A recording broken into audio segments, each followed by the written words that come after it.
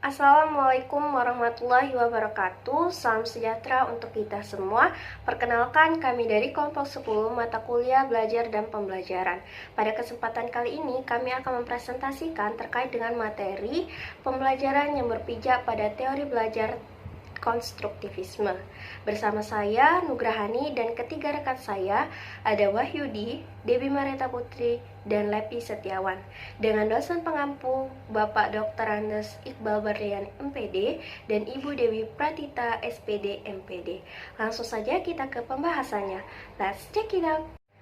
Baiklah, saya Nugrahani dengan NIM 06031282025-026 akan menjelaskan terkait dengan pengertian teori belajar konstruktivisme beserta kaitannya dalam pembelajaran. Langsung saja kita ke pembahasan yang pertama, yaitu terkait dengan pengertian teori belajar konstruktivisme. Banyak ahli yang mendefinisikan terkait dengan teori belajar konstruktivisme. Namun, kami menemukan dua definisi utama terkait dengan teori belajar konstruktivisme ini sendiri. Yang pertama yaitu menurut Abimayu. Menurut Abimayu, teori belajar konstruktivisme merupakan suatu pendekatan belajar yang meyakini jika seseorang mampu membangun pengetahuan sendiri berdasarkan pengalaman orang. Adapun pengertian dari Muslich yang mendefinisikan teori belajar konstruktivisme sebagai teori yang membangun pemahaman kreativitas secara aktif yang didasarkan pada pengalaman belajar oleh orang lain ataupun berdasarkan pengalaman yang sudah dimiliki oleh orang tersebut. Dari dua pengertian di atas dapat kita tarik kesimpulan bahwa teori belajar konstruktivisme ini merupakan sebuah teori belajar yang membangun individu untuk terus berusaha memahami dan menemukan sendiri mengenai sesuatu hal melalui pendekatan kontekstual. Selanjutnya saya akan menjelaskan terkait dengan kaitan teori konstruktivisme dalam pembelajaran. Terdapat 4 kaitan utama dari teori belajar ini sendiri. Yang pertama yaitu siswa diberikan kebebasan untuk membangun ataupun mengkonstruksi pengetahuannya secara mandiri. Yang kedua yakni terkait dengan peranan guru. Guru dalam teori belajar ini hanya mendorong dan menghargai cara peserta didik untuk mendapatkan pengetahuannya. Yang ketiga yaitu pembelajaran berdasarkan kacamata siswa. Dan yang terakhir yaitu keaktifan dan kekreatifan dipusatkan kepada siswa. Dari 4 kaitan tersebut dapat kita tarik kesimpulan bahwa teori belajar ini dalam kaitannya memiliki penekanan pada siswa itu sendiri. Baiklah, perkenalkan nama saya Lepi Setiawan dengan NIM 06031282502019 akan membahas lanjutan dari apa yang telah dibahas oleh rekan saya sebelumnya. Dan di sini saya akan membahas mengenai karakteristik pembelajaran konstruktivisme. Dalam suatu metode atau teori yang mendasari suatu pembelajaran, pasti akan ada karakteristik yang akan membedakannya dan menjadi suatu ciri khas dari teori tersebut. Berikut ini akan saya jelaskan karakteristik dari pembelajaran konstruktivisme itu sendiri. Yaitu yang pertama, membebaskan peserta didik dari belenggu kurikulum yang berisi fakta-fakta yang sudah ditetapkan dan memberikan kesempatan kepada peserta didik untuk mengembangkan ide-idenya secara lebih luas. Lalu yang kedua, menempatkan peserta didik sebagai kekuatan timbulnya interest untuk membuat hubungan di antara ide-ide atau gagasannya, kemudian memformulasikan kembali ide-ide tersebut serta membuat kesimpulan-kesimpulan. Lalu ketiga, ada guru bersama peserta didik mengkaji pesan-pesan penting bahwa dunia adalah kompleks, di mana terdapat bermacam-macam pandangan tentang kebenaran yang datangnya dari berbagai interpretasi.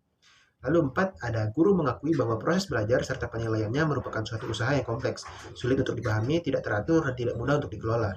Dari penjelasan di atas, dapat kita tarik kesimpulan bahwa pada pembelajaran ini, siswa diberikan kesempatan untuk mengembangkan ide-ide yang mereka miliki dengan disiplin ilmu yang luas.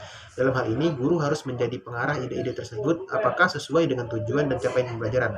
Kemudian akan diambil kesimpulan yang nantinya akan dikaji secara kompleks dengan suatu teori dan konsep yang relevan secara bersama-sama, di mana pada akhirnya guru harus memberikan pemahaman dan meluruskan gagasan peserta didik.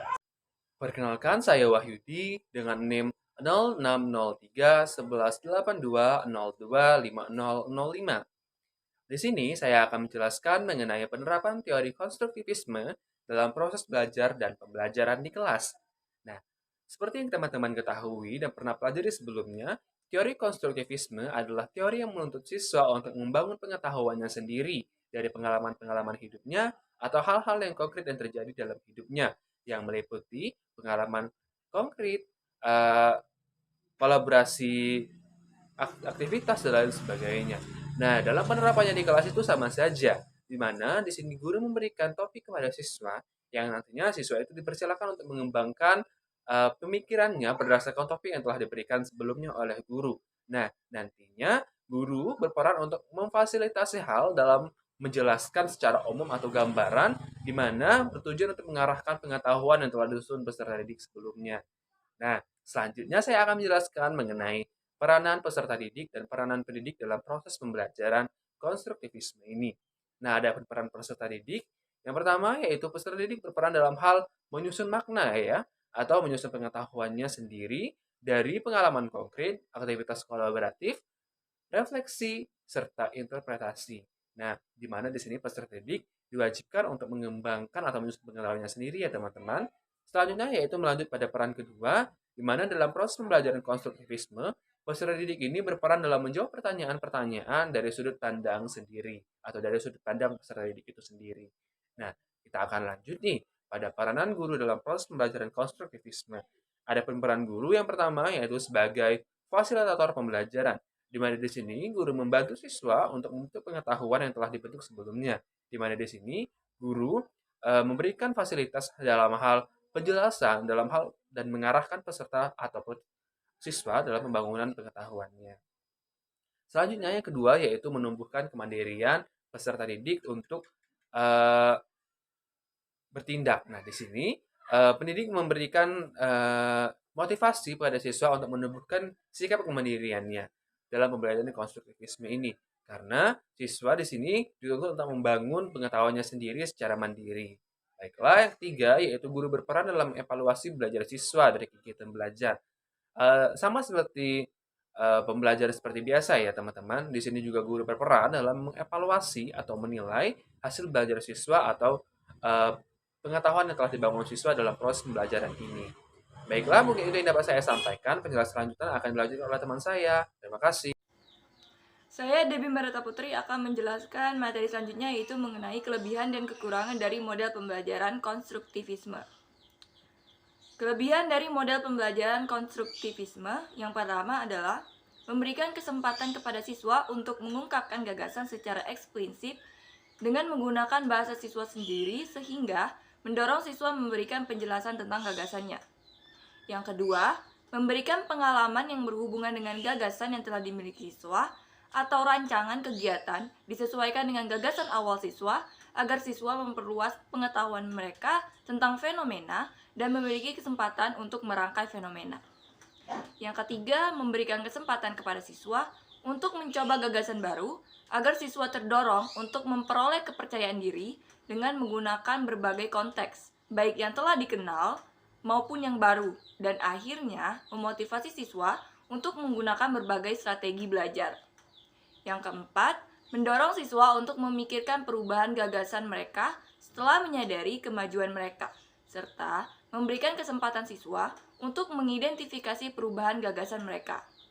Dan yang terakhir, yang kelima, memberikan lingkungan belajar yang kondusif yang mendukung siswa mengungkapkan gagasan, saling menyimak, dan menghindari kesan selalu ada satu jawaban yang benar. Kemudian, mengenai kekurangan dari model pembelajaran konstruktivisme, yang pertama, guru merasa kesulitan memberikan contoh-contoh konkret dan realistis dalam proses pembelajaran. Yang kedua, guru tidak ingin berubah dalam menggunakan model pembelajaran. Yang ketiga, guru berpikir bahwa pembelajaran konstruktivisme memerlukan lebih banyak waktu. Yang keempat, belum adanya alat-alat laboratorium yang cukup memadai untuk jumlah siswa yang besar. Dan yang kelima, terlalu banyaknya bidang studi yang harus dipelajari dalam kurikulum. Itu saja pembahasannya. Terima kasih.